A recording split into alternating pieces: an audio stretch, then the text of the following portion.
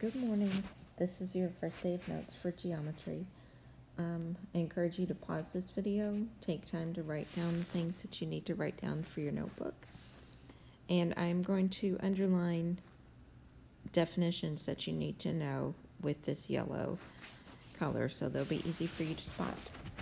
So it'll take us approximately 8 days. We'll have 2 quizzes probably and a test. Section 1.1, identify points, lines, and planes. So we'll start out with undefined terms. These are terms that do not have formal definitions, but there is agreement about what they mean. And for us in this book, we'll have 3, and they are point, line, and plane.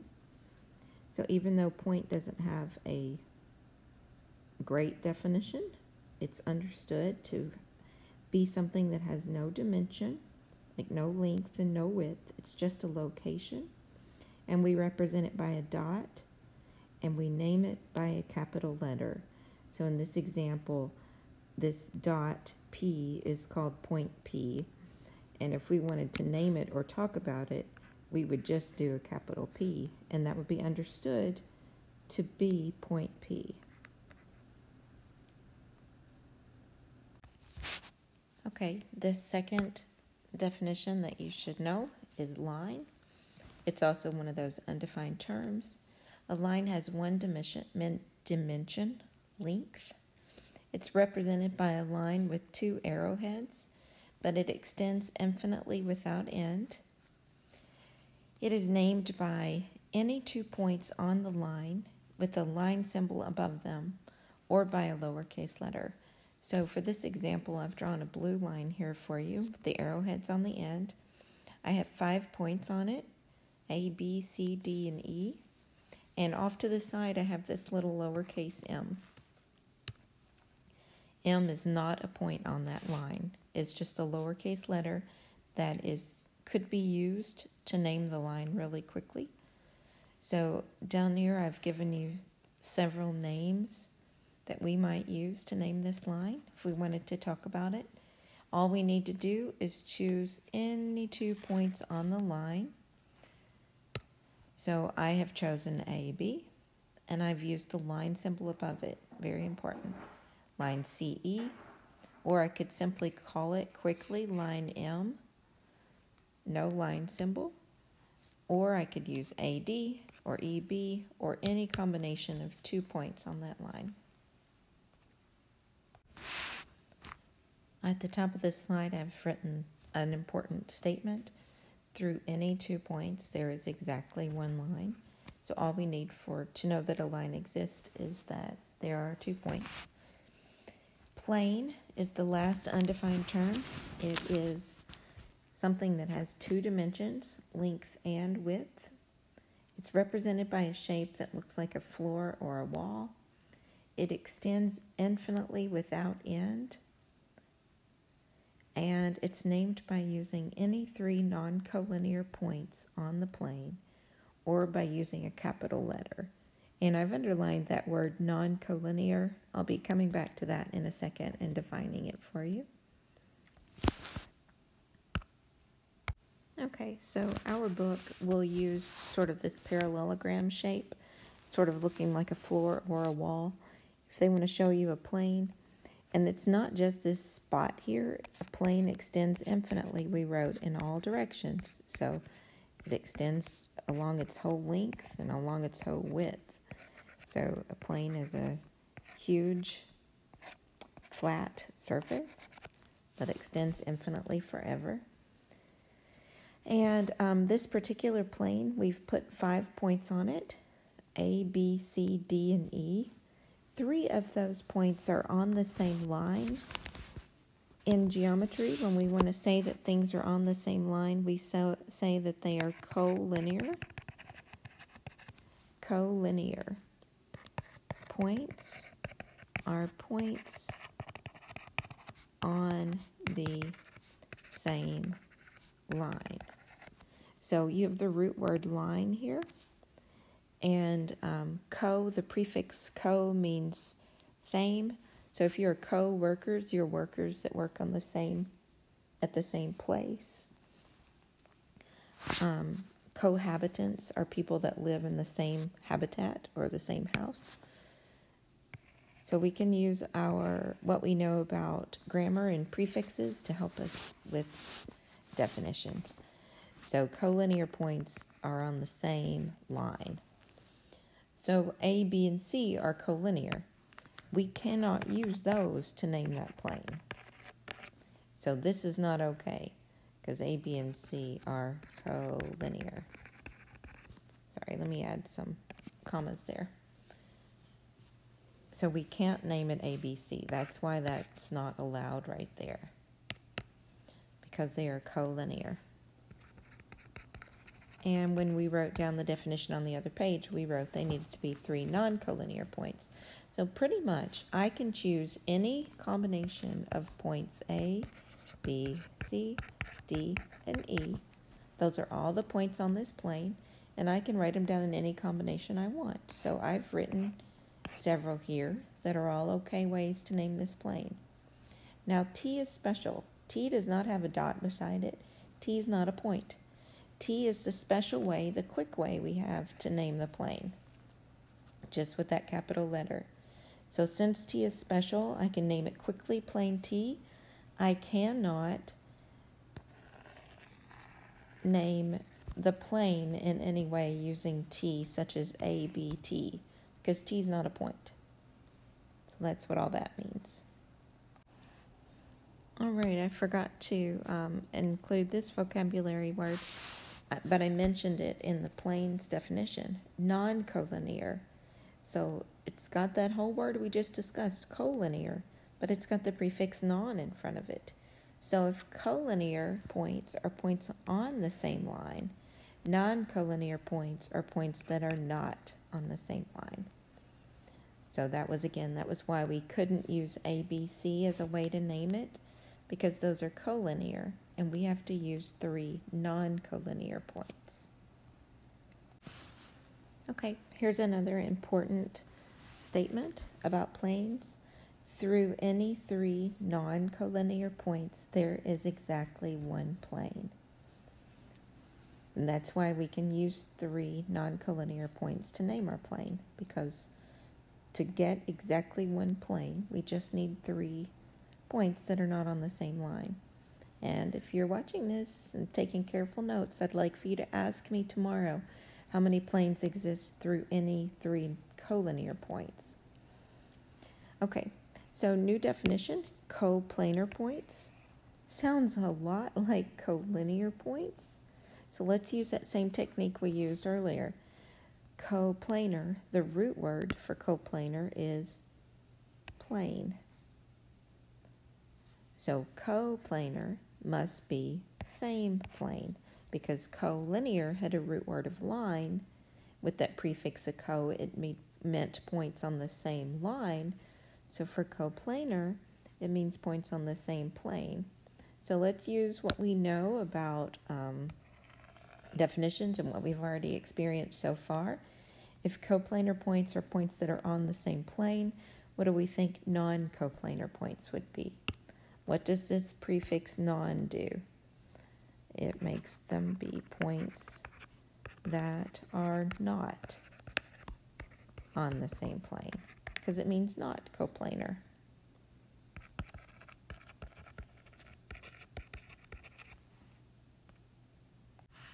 Okay, we're almost done with notes for today.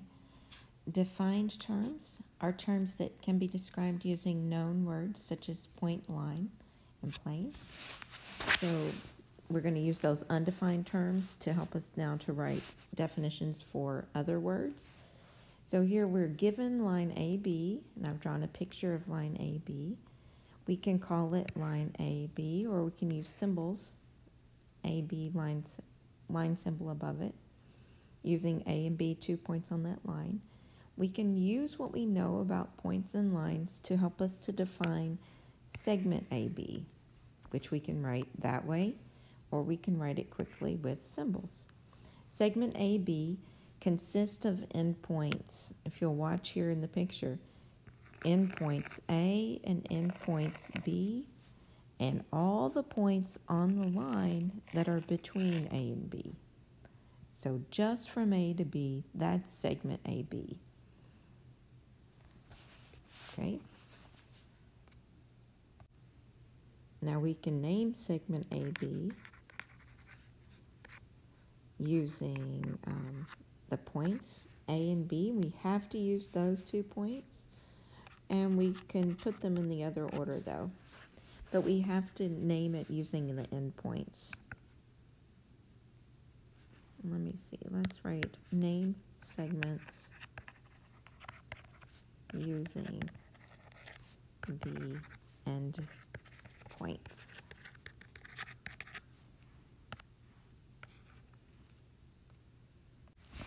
Okay, almost done with definitions. Our last, well, now we're ready for ray AB, or you could write it out using symbols, ray AB, and that is the ray symbol.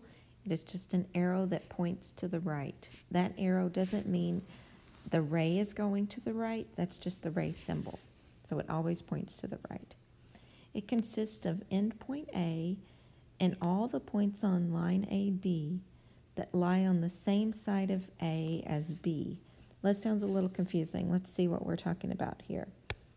So it consists of endpoint A, so it's that, and all the points on the line AB that lie on the same side of A as B.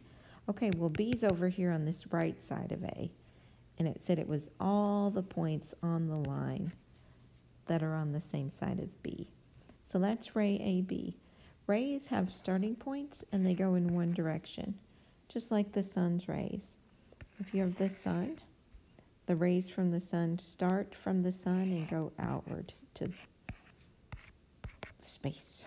So that's what rays are. So rays kind of like half a line. It has a starting place and only goes one direction.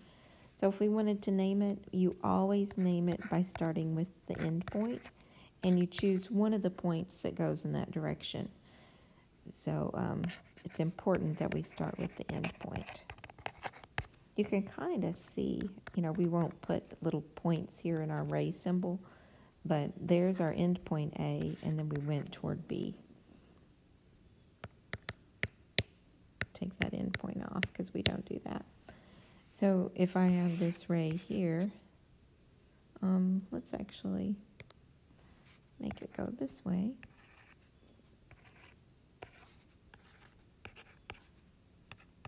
And I wanted to name it. Then to name this ray, I have to start with the end point and choose a letter. So this could be called ray TC with the ray symbol, and it could be called ray TA with the ray symbol. Those are two names for this same ray because both of them start at T and go toward C, and the one that's TA starts at T, goes toward A, and since they go on forever, infinitely, they're the same ray.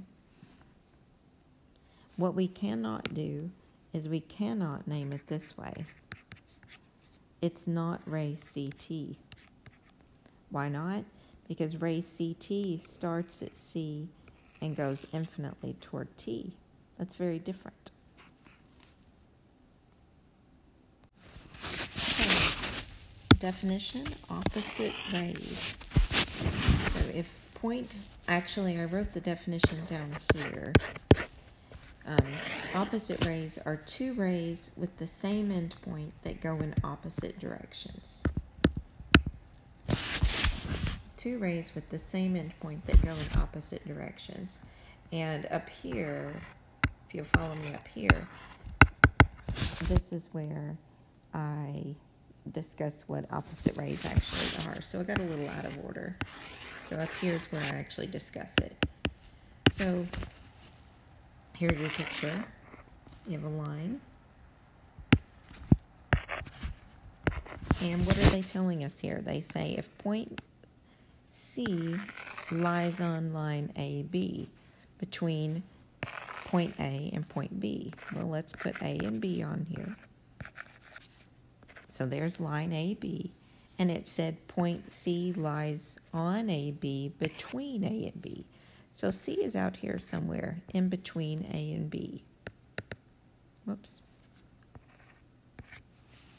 Then ray CA and ray CB are opposite rays.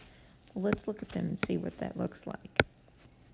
Ray CA starts at C, remember C is the end point, and goes toward A. And ray CB starts at the end point C and goes toward B. CA and CB are opposite rays. So right down here, really important fact, when you put two opposite rays together, like we just did, ray CA and ray CB, when you put those together, you always get a straight line. Two opposite rays form a straight line. Super important.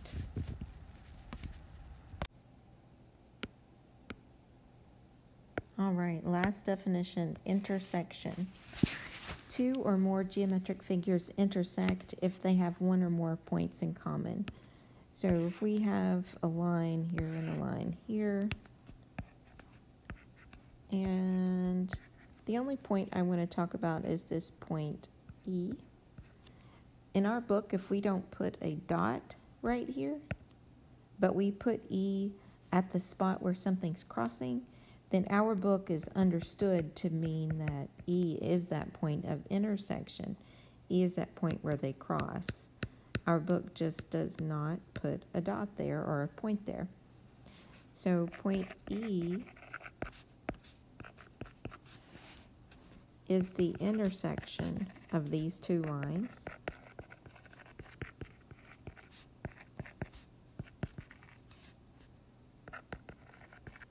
And let's just discuss these lines real quickly. Let's use lowercase letters off to the side. So it's the intersection of lines A and B. And planes can also intersect. And planes intersect in a line. So just super quickly.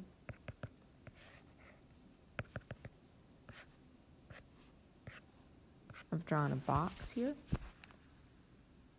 I'll do this in class also, but actually let's just pause right here. We will do this box in class.